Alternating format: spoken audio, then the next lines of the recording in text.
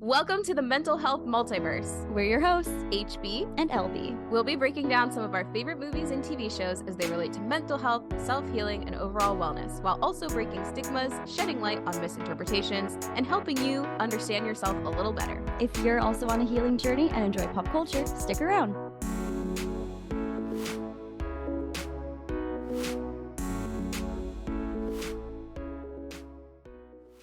Hello, everyone. Welcome to another episode of Mental Health Multiverse. Today, we are talking about Aurora from Sleeping Beauty. Whoop, whoop, whoop. And if you're wondering how Aurora is an empowering Disney heroine, that is a good and valid question, and hopefully we can answer that in today's conversation. Yeah, I think there's a reason that we slept on Aurora this season. Like, we forgot about her. She wasn't in our list. And then I was like, hi, hey, hello. We never talked about Aurora. So I think that's for a reason. I wouldn't exactly call her an empowering Disney heroine myself. But again, we're gonna have a conversation about it. So you know, you never know. When talk, we sometimes get to places where we never saw something that we or we see things that we didn't see before. But I do think Aurora is a quintessential classic Disney princess. She plays on a lot of the tropes that we talk about when thinking about why princesses might not be a good role model for young girls. And I'm not saying that there's anything wrong with her or the movie. It's just that she really plays into those stereotypes. She interacts with the forest creatures. She falls in love after knowing the guy for 5 minutes, even though she says that she's known him her whole life because they met once upon a dream. It's another example of true love's unconscious kiss. And, you know, she's saved by the prince in the end. So I can see a lot of the tropes. I see a lot of the tropes here. Yeah. Totally. In Sleeping Beauty. Oh yeah, definitely. A lot of tropes. I mean, and that's what a lot of fairy tales and stories involving princesses were way back when. I mean, this movie came out in what, 1959? 59. Yeah, 1959. And so, I mean, also just like it's interesting because I feel like we've talked, obviously, in this season of this podcast, we've talked a lot about empowering Disney heroines, and it's interesting to be thrown back to one of the very first, where we can definitely see a contrast between how, like, where we are now and where princess movies were. Yeah. It's interesting though, and I think we had the same thought based on the notes that I read from our shared document. I kind of wanted to know more about the other people in the story, like Maleficent and the fairies and her parents. Like, it's just this weird time jump, which is why I feel like even though this is supposed to be about Aurora, it feels like this movie in particular is more about all the side characters, like I would love to explore more about like the good fairies. Also, speaking of good fairies, I want to know what a bad fairy is. Like, is a bad fairy Maleficent? She's not a fairy. Is she a fairy? She is a fairy. Yeah. Oh, she's a fairy. fairy. And I didn't know that until Oh. watching it this time, is that she's referred to as a fairy. Yeah, she's a bad fairy. Oh. And that's not how it is in the live action, which we can talk about later. She's a human in the live action, I think, that like turns into an evil force. But whatever, in this movie, in the 1959 Sleeping Beauty, Maleficent is a bad old fairy. Yeah. Interesting. Okay, I did not catch that. I had never caught that. Yeah, I had never caught that until this time. I don't think they ever actually say it, but it is like that is what she's referred to when you look at like the information about who, like, about the characters. It's that Maleficent is an old fairy. And I have a lot of questions about that too, which again we can get into later, but like my questions were all like, why wasn't she invited? And like, you know, what is the lore behind the king and queen not inviting her but inviting everyone else in the kingdom? Like, there's got to be reasons, and I think that is a more interesting story than the one that was told. or could have added to, and I think that's why the Maleficent live action movies exist, is because they were exploring that more. Right. But in this, it's not, there's nothing, we don't hear anything about why. It's just that she bursts in and is like, did my invitation get lost in the mail? I would love to talk to someone from the 1950s who maybe saw it in theaters, because I'm so curious if it's just like how storytelling has also evolved, not just like how we view, first of all, how we view women, but also how we portray women in media. Because like also, um, she's supposed to be 16, but she's drawn as if she is a fully grown adult and talks like one. Mm, I don't know any yeah. 16-year-old that goes around to their tiny aunts and grandmothers and goes, "Oh, darlings. Oh, my sweet darlings. You darling old women." Like I don't know. I don't know. And I think this might be a huge stretch and I might pull a couple muscles doing this, but or saying this, but I also think it's because of movies like these that young women had a lot of pressure to an expectation to act like adults. But then also on the other side of the coin, it could be where teenagers get that rebellious streak because they get movies like Sleeping Beauty, Ariel, I'm forgetting all of the princesses right now, but around 16 where they're like, I'm an adult now and I can do whatever I want and it's time for me to find my true love and get my happy ending. Um Yeah. anyway, that was a huge side tangent, but um I also want to know more about Maleficent's backstory. And this movie did actually make me want to watch the live action Maleficent movies. I'd never seen them. I know a couple things that happen. Like I know about the wings getting spoilers, the wings getting like cut off, and I know that they used Angelina Jolie's actual baby for a baby Briar Yeah. Rose because no other child wanted to look at her and they would just cry. But this baby was like, "Mommy," and she was like, Yeah. so good. And then I also would love to explore like what Aurora's biological parents had to go through during those 16 years. Like they never tried for another girl. Yeah. I mean, I don't know, but they didn't have any other kids. Like, did they try for other children? But then they were so scared Well, about. yeah, I mean, in the prologue, the narrator, it sounds like they had trouble conceiving. Like they struggled to have a daughter. They Oh, struggled to have an heir. And so that's got something to do with like fertility and also the way that they treated her so special because she's the one, like she right. was the one they were able to birth. Um, so Yeah. that's something Huh. too that could have been explored. Oh, I never noticed that, but I do like how everyone is so happy, even I don't want to say even though it's a princess, as if I think it's a bad thing, but in those medievalish times, most kings, I mean, we all watched Game of Thrones, right? Most people wanted boys to Well, take I mean, the over other thing because though is that she was betrothed, like she was to the born to be prince. betrothed to Philip. Yeah. So Yeah, I think maybe that's another reason people were celebrating, is like, we got a girl. that's true. Like maybe it was planned all along. I don't know. Yeah. But speaking of, when King Hubert and King Stefan are having that like dinner, and Hubert's like, she's basically already here. Let's celebrate. Was he living at the castle for 16 years? Because that's what it seemed like. Like, was the plan that Philip was That's going to take over that kingdom? no, no, Mm, no, not from my perspective, at least. I think Hubert showed up and they were having dinner to discuss that Aurora was coming home. oh, okay. Because he shows plans. I think they have separate kingdoms because he shows plans for a new castle for the couple. Um, Yes. and yeah, Also, I'm yeah, not I'm not how insensitive of Hubert to just have like built that and be like, they're gonna be wed tonight and whisked away tomorrow so they can start having grandbabies. yeah. And Stefan's like, I haven't seen my daughter in 16 years and you're trying to take her away from me again. So I Yeah. I did understand like Stefan's whole thing. yeah, no, I liked how he fought for that and was sort of like, I'm not okay with this. Like, Right. Who yeah. would, I don't know anyone who would be. Wait, okay. Another question I have is, Mhm. um, one, what happened to Philip's mother? Two, why doesn't Aurora's mom have a name?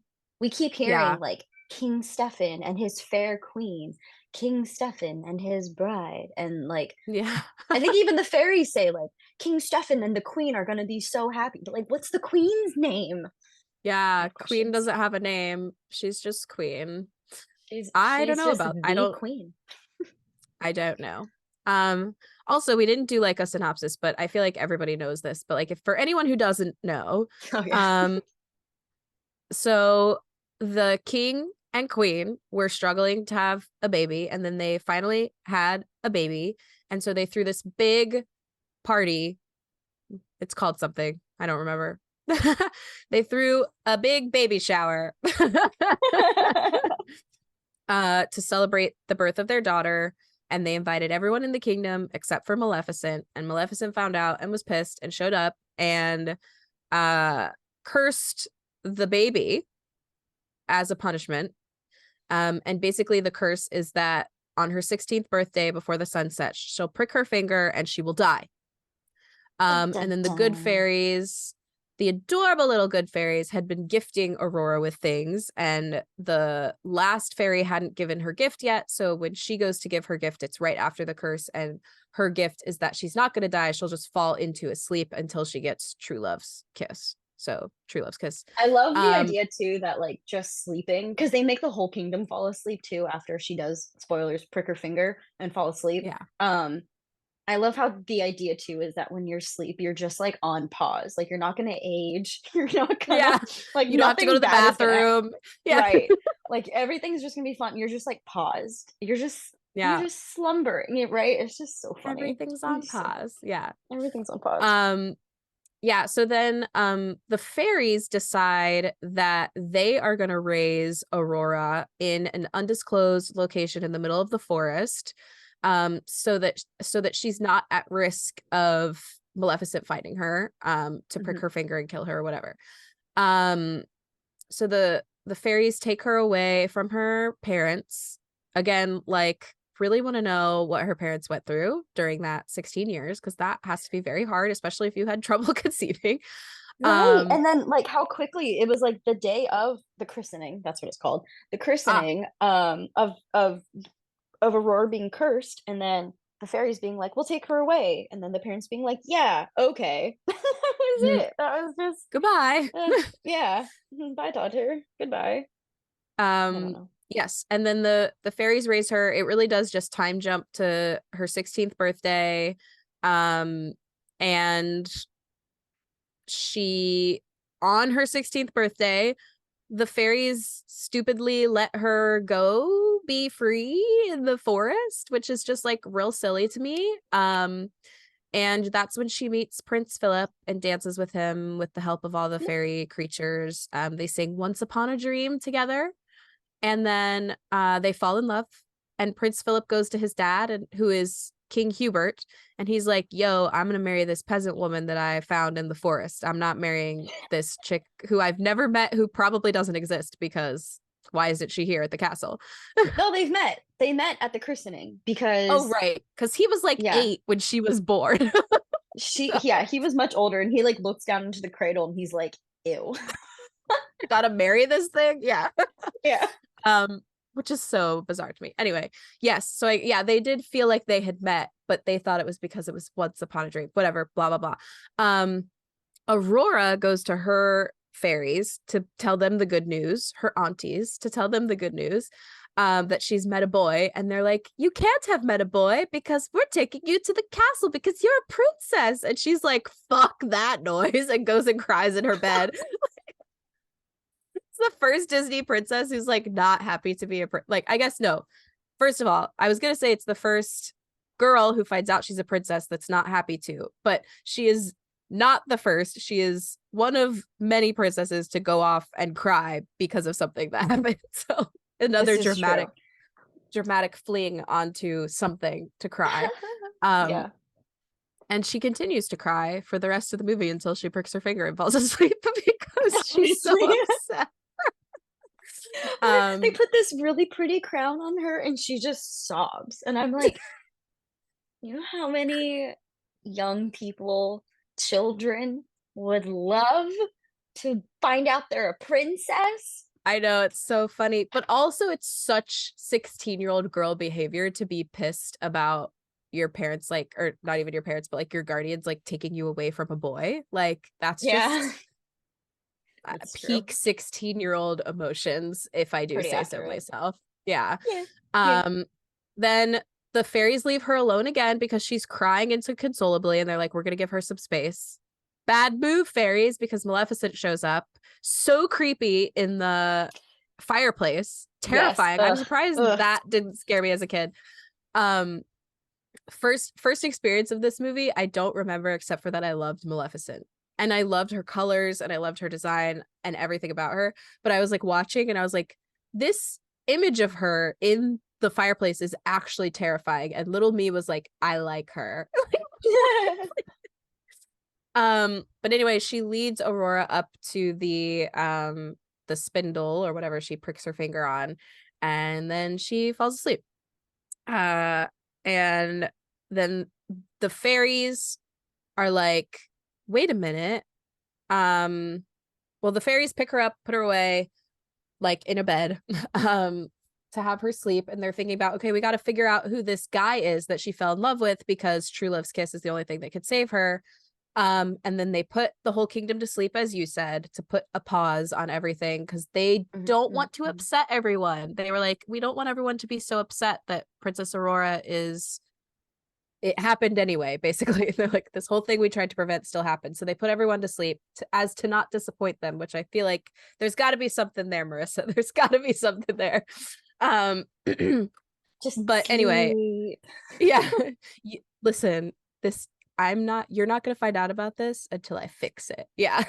Um and then and then the prince not prince King Hubert is like mumbling in his sleep about his son saying once upon a dream, and she's like, it's Prince Philip. What a coincidence. They fell in love before they were supposed to get married. Lots of But then coincidence. yeah, lots of coincidences. Maleficent captures Prince Philip, but even though she was there to capture the fairies, I think, she captures Prince Philip. The fairies have their badass moment to go save Prince Philip. They save him because he's the damsel in distress. And then and then oh, also Maleficent's goons are pointless. And they save Prince Philip, bring him back. He goes through a journey on his way back. Maleficent turns into a dragon. She turns the castle into thorns. Um, the fairies kill Maleficent. It looks like it's Prince Philip because it's with his sword, but I can't remember which one. But one of them is like, nope, sword, I command you to murder this dragon. And then she Prince dies. Philip, they didn't. Okay, I mean, yes, they needed Philip to do True Love's Kiss, but they could have taken Maleficent on her own, on their own. Yeah, Philip was just correct. like the vehicle through which they accomplished their plan, but like they gave Yes. him the shield, they gave him the sword, and then they were the ones that used the sword to kill Maleficent. Exactly. He's just like their puppet. He was kind of pointless, yes. But yes, then he kisses Aurora, then everyone wakes up and everyone lives happily ever after, and that's the plot of Sleeping Beauty. it's Uh, I mean, it's a cute story. no, it is. It's classic. It's It's a classic. it's a classic. Yeah, it's a classic fairy tale, like you said, just full of those like classic fairy tale tropes. The stakes aren't too high, but it's also like not that boring, I think. Like if you just want a fun classic Disney movie to watch, I think this is a good one. Also, like the animation was pretty I think ahead of its time at that time. Yeah. Like I remember a while ago seeing like behind the scenes videos of the actress like twirling so that the animators could get her dress, which it's still so mind-boggling to me that a lot of those older movies were drawn by hand. Like that's just Yeah. it's so cool. It's so cool. Mhm. And I know that even though things aren't necessarily drawn by hand now, it still takes, craft and energy and effort and things like that, but we have like technology to kind of speed it along. But anyway, let's dive into some of our questions. So, as far as your question goes about like why she wasn't invited and why she like kind of threw a whole fit about it, I found this thing online. Thank you to freedom and wickedness on Tumblr for this post. So it's the scene when Merryweather or Maleficent's like, what a fun shindig you're having. Funny I wasn't invited. And the king and queen were like, oh, sorry. LOL. I don't know. And then the queen was like, you're not mad, are you? And I think the reason why I was confused about her being a fairy or not is because the queen calls Maleficent your excellency. Um, Mm. which is why I was like, is she so then what is Maleficent? And it seems like she has her own like land and kingdom of sorts. So anyway, that was a little confusing. And Maleficent's like, no, I'm not upset. And she says something else, and I don't remember, but then Merryweather has to open her mouth and says, you weren't wanted. And Mm-hmm. then Maleficent says, oh dear, what an awkward situation. So then this user on Tumblr, thank you, breaks it down and says, in medieval culture, an event like a royal christening is not a private party. It's the public social event of the year. To not invite any person of rank to such an event is a deadly insult. Maleficent is certainly someone you wouldn't want at a party, but she's also someone powerful enough that only a fool would ever dare treat her with such blatant disrespect. The only way the Mm. king and queen could possibly have gotten away with not inviting Maleficent was to not invite any of the fairies at all. Inviting the other fairies and excluding her is explicitly taking sides in the conflict between the fairy factions, which means they made themselves her sworn enemies, and she responded by treating them as such from then on. If you actually get into analyzing the social dynamics of the scene, it's very clear that Maleficent was willing to show mercy at first by giving the queen and king a chance to apologize for their disrespect to her. She doesn't curse Aurora until after she gives them that chance, and they throw it back in her face with further disrespect. So yeah, if the king and queen had done the properly respectful thing and invited her, Maleficent would have given Aurora a scary, awesome present. Moreover, so would the other fairies, because at that point, both sides would be using it as an opportunity to show off and one up each other. What they gave her before Maleficent showed up was basically just trivial party favors by fairy standards. So there you go. I hope that Yeah. explained a little bit. No, totally. Yeah. Again, though, it doesn't explain why. Like, what did Maleficent do to not be invited, you know? I mean, Yeah. it explains why it was disrespectful to her. That why is answered. But why wasn't I she invited? And like, what happened? I guess what is the question? Like, what I happened? feel like it was a throwaway line somewhere in the movie, like when they're talking about how it's funny, this scene where they're talking about turning Aurora into a flower to keep her safe because we just watched Alice in Wonderland and talked about that last week. Mm-hmm. And they were comparing her to a flower and calling her a flower. But anyway, and she said, and Merryweather said something about like, yeah, that'd be a good idea until Maleficent sends a frost, and then Flora, Fauna, whoever was like, oh yeah, she always does kill my prettiest flower. So I think she just wasn't invited Mm, because she's just supposed to be pure evil. Like you said, yeah. she's the bad fairy. And they're like the good fairies. So I think maybe that's why. And so the king and queen were like, we only want good vibes here. I don't know. I don't know. I don't Yeah. know. Yeah. Again, I'm like, what made Maleficent bad though? You know, like, Mm. was she Hmm. just born that way? Are bad fairies just like bad? Is that like you just born a bad fairy? I don't know enough about the Fae Mhm. culture to answer No, that me question, neither. but And I then am curious. they do end up calling Aurora a flower anyway, because they call her Briar Rose instead of her Hmm. actual name, Hmm. which I think is interesting. I don't think I ever picked up on that as a kid, that she had a fake name. Yeah, I don't think I did either. Um, it's funny too because this was actually fun fact when I was a very, very small child. I think before I saw Mulan and before I saw Ariel or The Little Mermaid, this was my favorite Disney movie. I don't know It's why. beautiful. I think I it's think that's beautiful. why. I I think think it was that's just why. visually, yeah, I think it was just visually stunning. I always thought Aurora was just like one of the prettiest princesses. I mean, they're all very gorgeous and pretty, but I thought growing up that she was just very beautiful. And then I realized it was just because she was feeding into the kind of societal Societal, yeah. standards of beauty. Um, Hmm. Hmm. yeah, yeah. She's animated very beautifully though too. I mean, if her design is very lovely. The way her hair is designed, I think, is particularly unique. Yeah. The way that Yeah. it like curls inward, I think that's really pretty. Um, I think that the colors they use for Maleficent, I think that's why I obviously can't get away from loving purple and green characters. Hello, She-Hulk.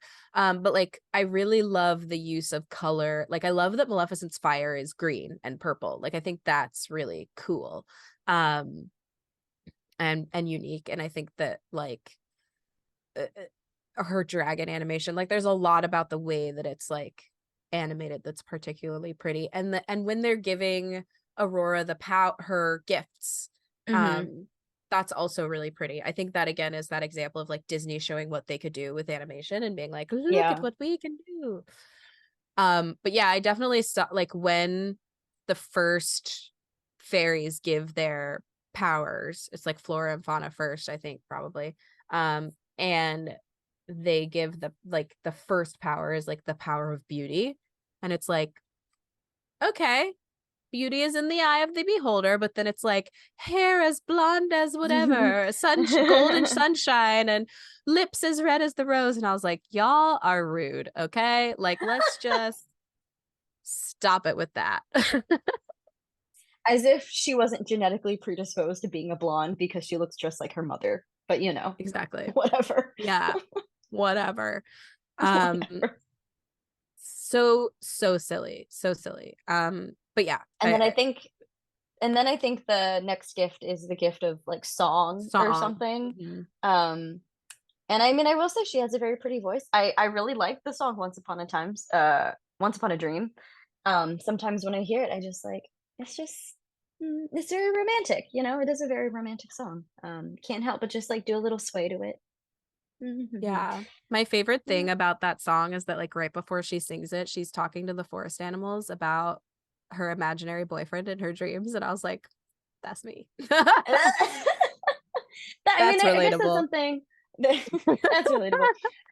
That is something we can give Aurora credit for, is she is definitely a dreamer, Yeah. Um, and I and I think also I don't know really how to say this, but like she follows the rules, in a sense, meaning that like she doesn't question why they live where they live or why she can't talk to strangers, but she knows that it keeps her safe.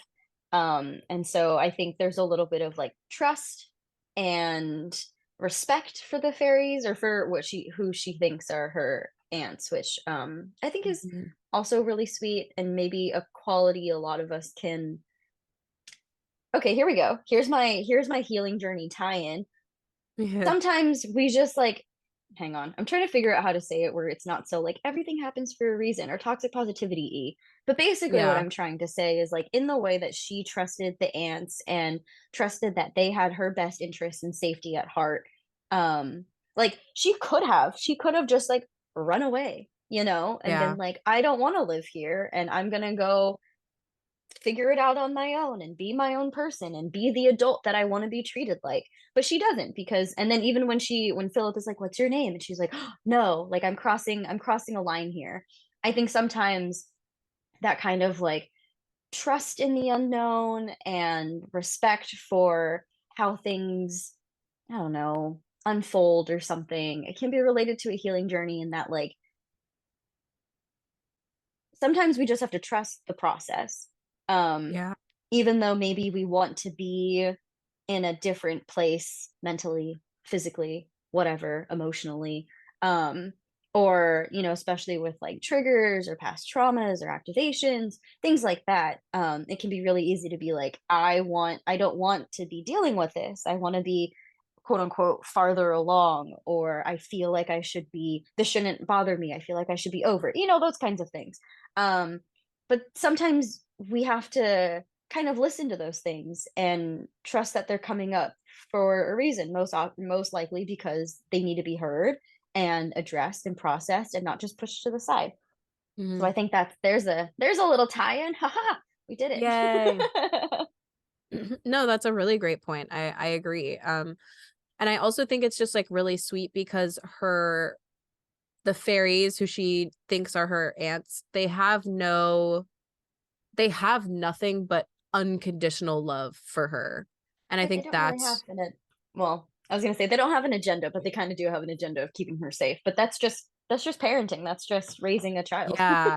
It's just like it's this like unconditional love that they're just trying to protect her, but it's not in an I mean, some might perceive it as like an overbearing way, but it seems like she has a lot of freedom if they let her Mhm. go off and pick berries in the woods on a day where she's probably going to die. Like she must have a lot of freedom. Um and I think there's something to be said about too about like letting people have space, letting people have freedom in order to cultivate that trust too of like, you know, this is something I expect of you. I'm gonna let you out into the world and see if can can Yeah. handle that or whatever, you No, know. it's so funny you said that though, because just a couple weeks ago, my brother and I met up semi spontaneously, and as I mentioned on previous episodes, he and I are kind of navigating our parents and our childhood and things like that. And he mentioned that he had a conversation. I really hope he nor my mom nor anyone in my family hears this, but um he had a conversation with my mom where he asked her, like, do you trust me? And she said no.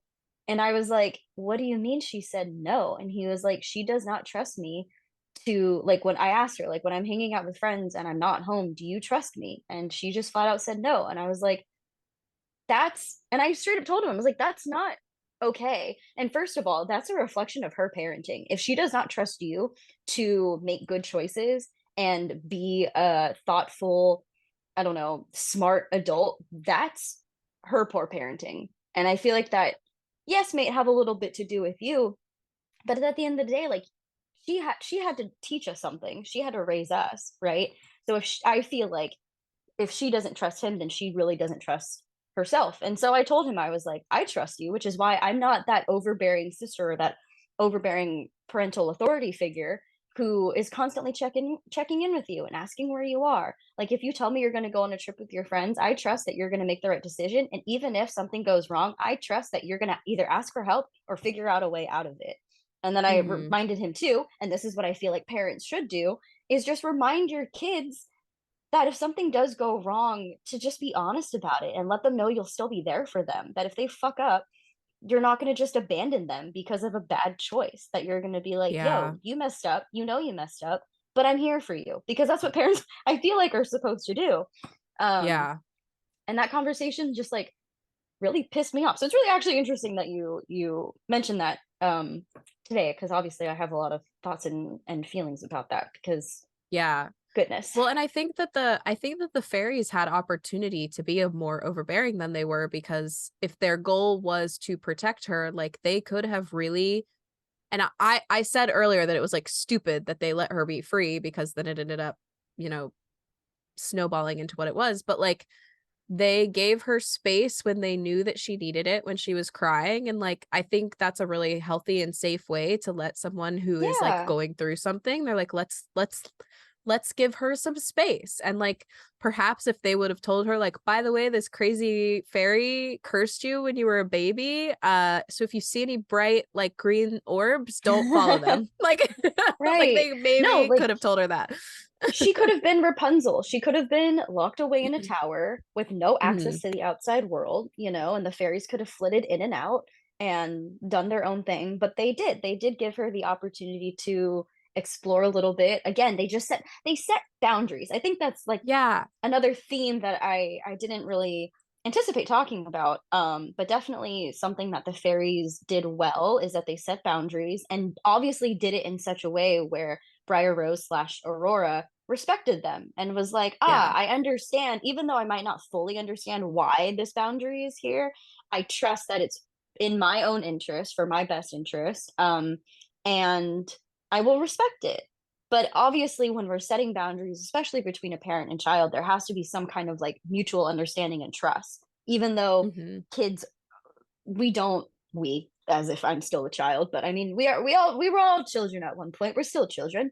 Um, it has to be kind of explained to us in such a way where we're like, oh, okay, I understand that if I don't, if I cross this boundary, then something bad might happen, or I hurt you or lose your respect in some kind of way, you know? So I I would like to know more about those 16 years and how these three little fairies pretending to be mortals handled those things, because yeah, they've never raised children before. Like how did And they they gave up magic too, which is a big deal. And right. they don't seem to be resentful of that in any way. No, and that's so sweet because I think as it's very, typical of some, hang on, how do I want to say this? It's common for some parents to have to kind of put their life on pause once they have children. There are so many stories. Like I'm watching Bake Off right now, the Great British Baking Show. And there's a lady on there who's doing really, really well. She won Star Baker and she was crying because she was like, as a mom, I feel like everything I do is for everyone else. And you kind of have to put your dreams on hold. And so being able to do this, to follow my dreams and not only get Star Baker, but just being here means the world. And I was like, oh my God.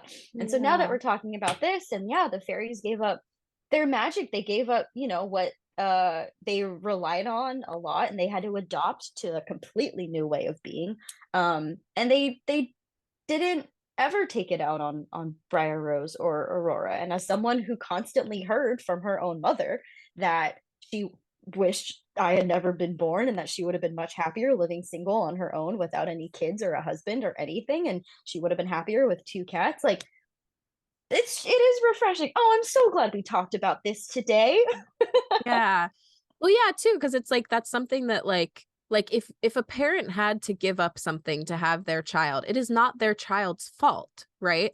So they have Right. no reason to take out the fact that they gave up magic on Briar Rose, Yeah, but they could have harbored that totally. resentment and they don't. And I think that's a really healthy relationship example. Like I think it's a really good it's a really healthy example of a relationship where a parent gave up something to help raise a child, and it was completely like it was hard for them, but they did it Yeah.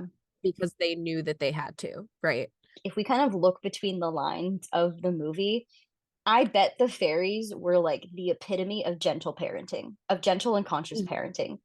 And I wish we could have seen more of that, because it is a bummer that, obviously that's not going to make for a good plot. But what we see in the movie is them kind of like bumbling around and are a little silly, even though they're very well intentioned, and they're pretty funny. Um, Mhm.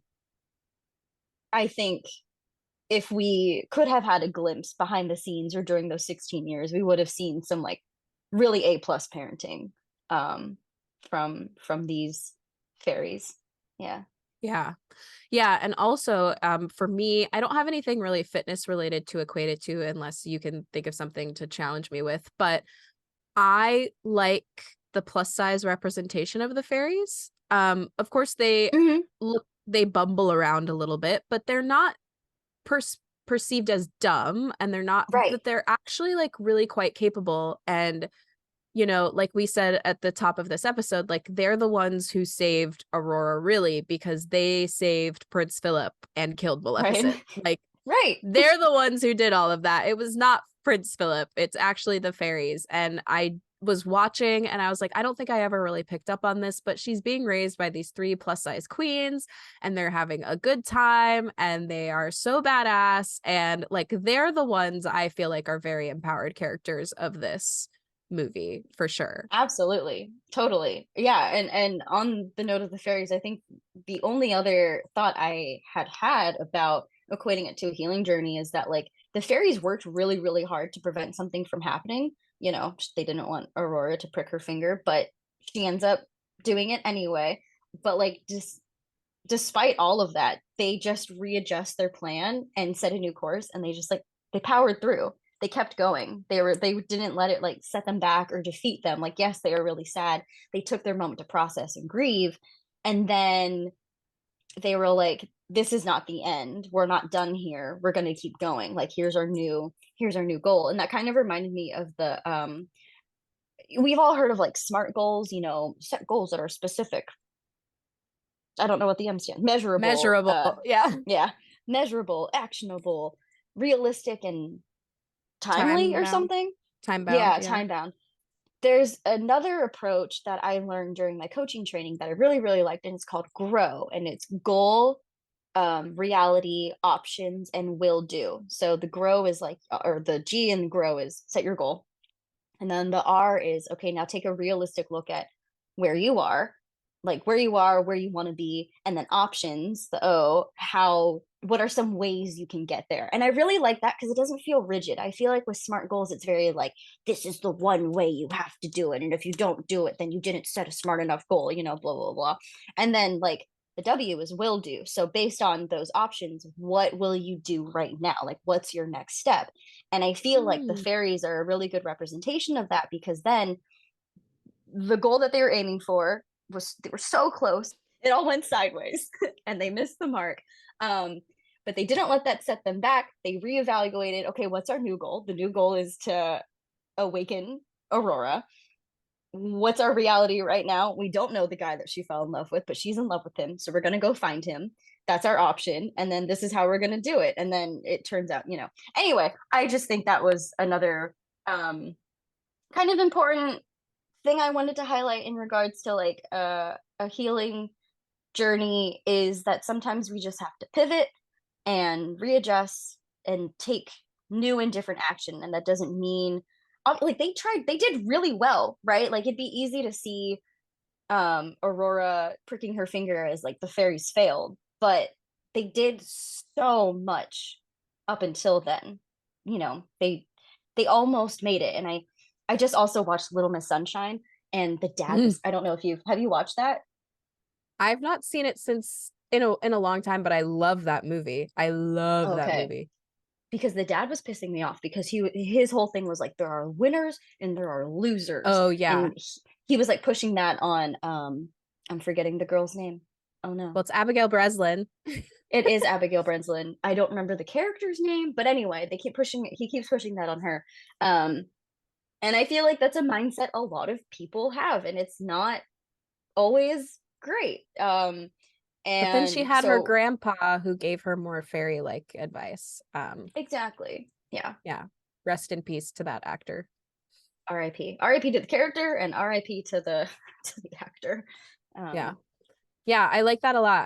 I like that reframe of goal. I have not, to my knowledge, it's like vague in the back of my mind that I've heard of grow goals over smart goals, but I like that a lot. And I also think, excuse me, like I've said before, there's also something to be said about what fierce protectors they are, in that they knew that it would hurt the king and queen, or like they knew that it would hurt the kingdom to find out that Aurora had pricked her finger. So they just put everyone to sleep so they didn't have to find out. Um, so I just think that's like they are just like very, very fierce protectors for yeah. sure.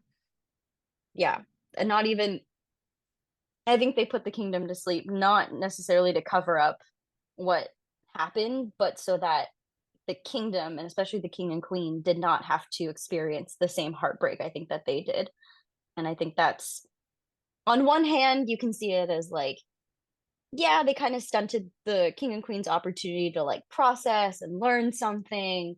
But also on the other hand, I think it was actually very thoughtful and considerate of them to be like, no, we're not going to have you feel the same heartbreak. So we're going to protect not just Aurora and the king and queen, but we're going to protect everybody in this castle right now. Um, so yeah, this episode has just been about the fairies, and I'm not mad about it. Yeah. Yeah. Speaking of the fairies, which also ties in a little bit to Aurora and not really. The dress changing from pink to blue.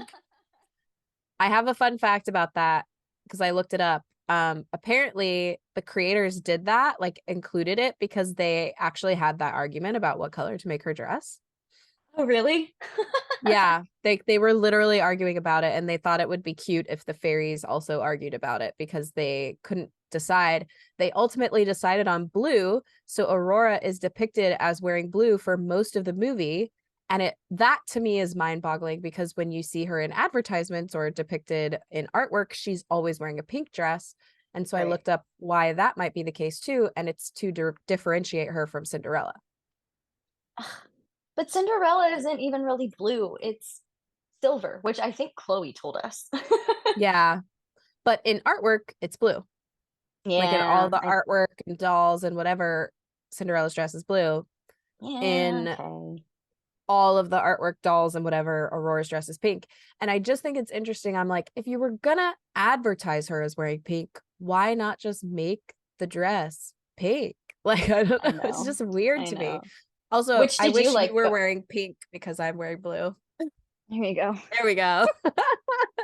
There we go. We got some pink in here. Which Great. dress do you like more, the blue or the pink? I think I like the pink, but I think it's just because what I've always associated with her. I've always loved the blue dress. Yeah, I always thought that the blue dress was just so elegant and pretty and um Yeah. but yeah, let us know in the poll. We'll add the poll to our Spotify um thing. You can vote pink or blue. Pink or blue. I like when it's when both of the colors just kind of like smash together and it's Yeah, they're like, yeah, it's really funny. I did see there's a video on TikTok or Instagram, probably both, of a creator who made the dress that changes color. So as she spins, it'll shift from ooh, blue to pink and it's gorgeous. I should find the video and I'll put it in the show notes. It's very, very pretty. And I'm like, that one, yes. pretty. Yeah, that would be gorgeous. Yeah.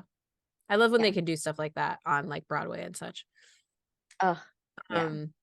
Um, As far as themes go, I love obviously the whole thing is, true love conquers all. That's like literally one of the songs. yeah. Well, also the reason that the reason that the fairies decide to raise Aurora on their own, it's so cute how they come to this decision, but they're like, Maleficent doesn't know anything about love. Like, we have mm, to raise her with love, and Maleficent will not be able to find her. And I thought that was really like, you know, kind of powerful in a little way.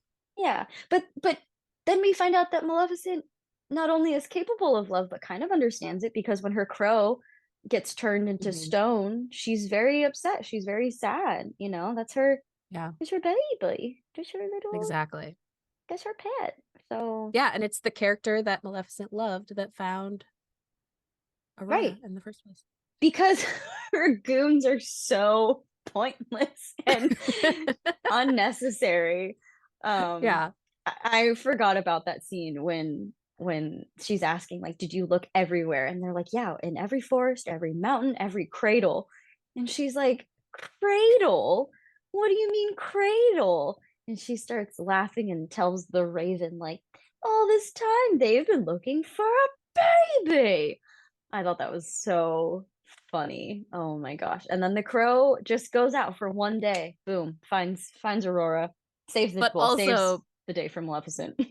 but also finds, because the fairies are being a little Yeah. naughty. They're being a little Yeah. naughty. This is true. This is true. It wasn't so much that them letting Briar Rose out to go pick berries is what caused the issue. It's them fighting over pink or blue. Um, Yeah. and they should have just Amazing. I would have been the other fairy who was baking a cake and been like, just make it green. Just like, let's stop this Something else. fighting. Yeah. Yeah, let's just let's make it purple, blue, red, boom, purple. You know. Yeah. Anyway, do you have a favorite quote from the movie?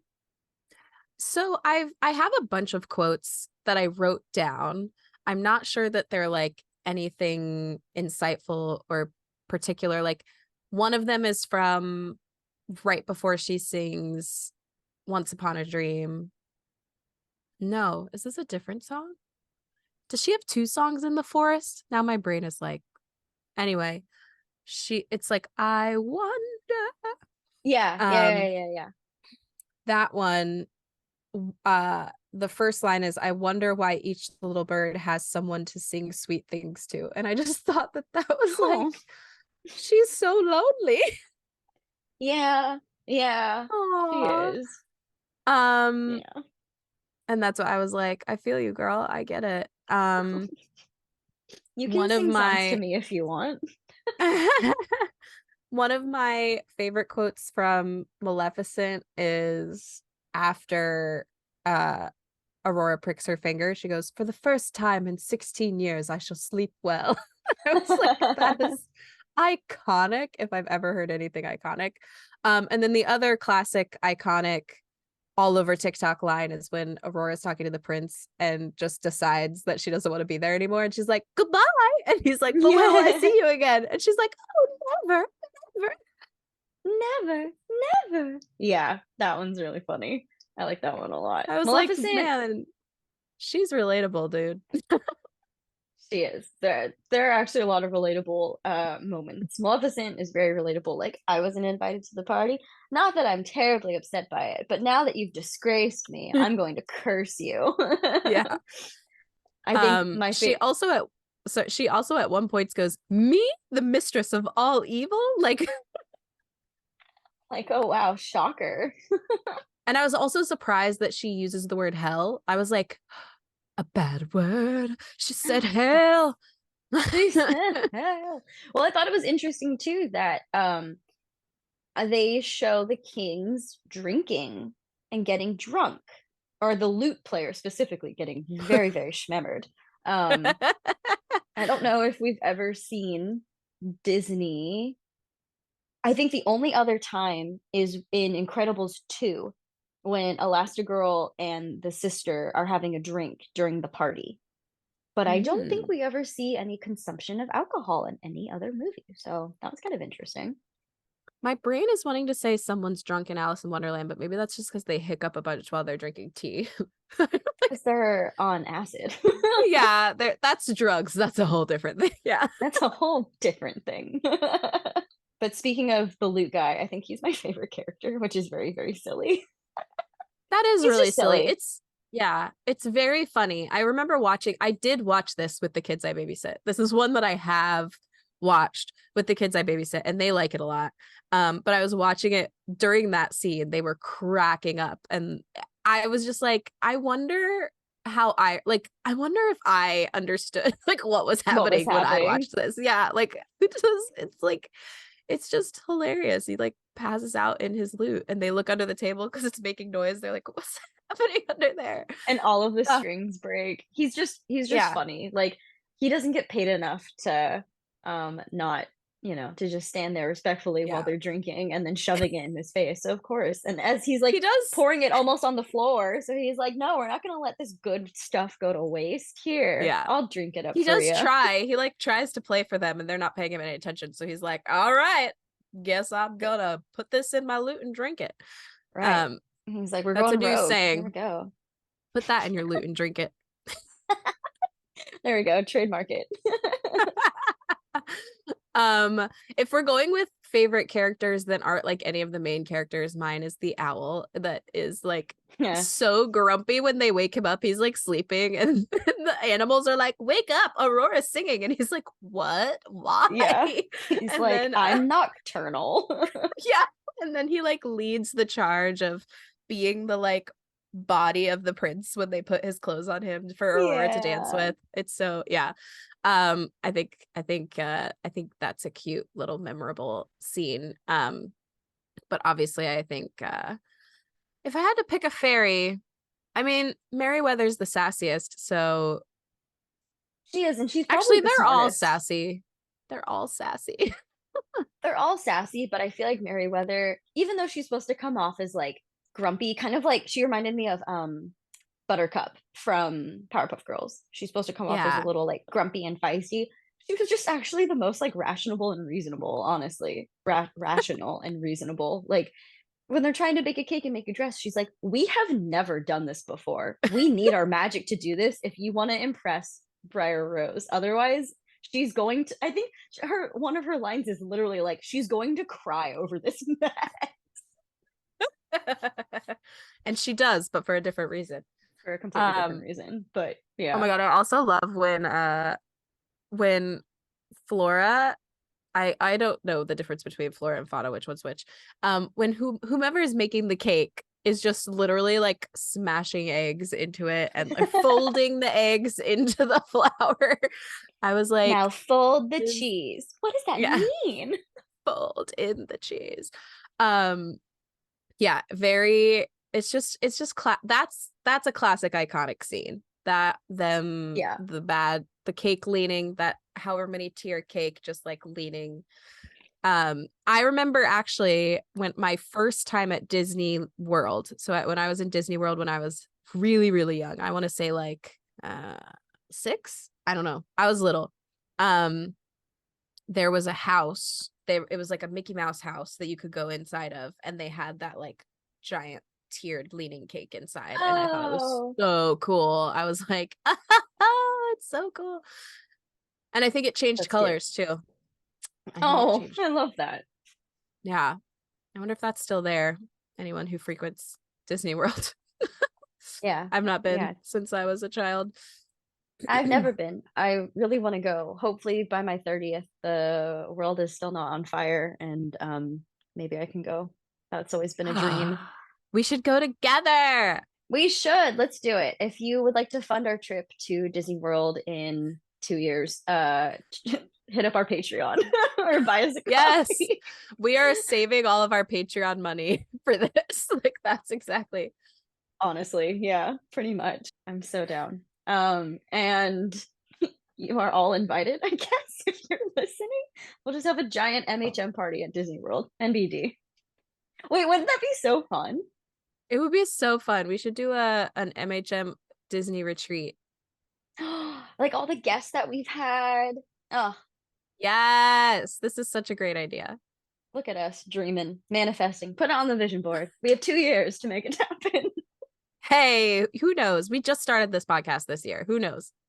This is true. This is true. Crazier things have happened. And we had 666 impressions on Spotify. As of today, yes. I love it. Oh, it's so perfect.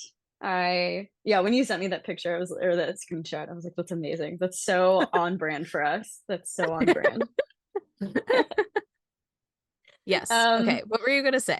I was just going to say my favorite quote, I think, is from Maleficent when she says about her bumbling fools, goons. Oh, they're hopeless, disgraces to the forces of evil. Yes. Yes.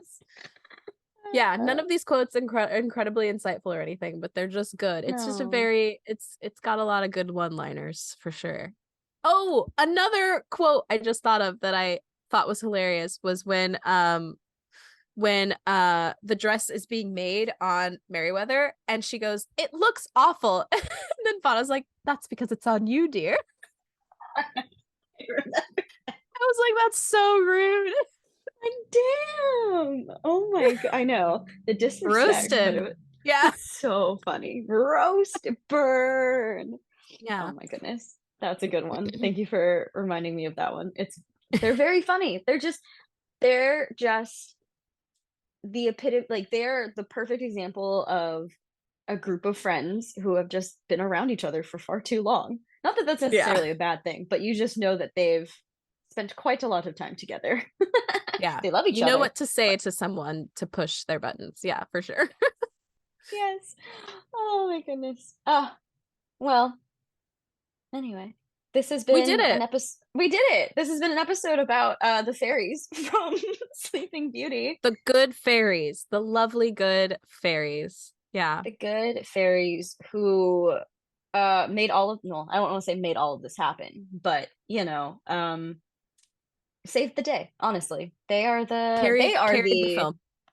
They are the empowering heroines of this Disney film. There you go. I would say so.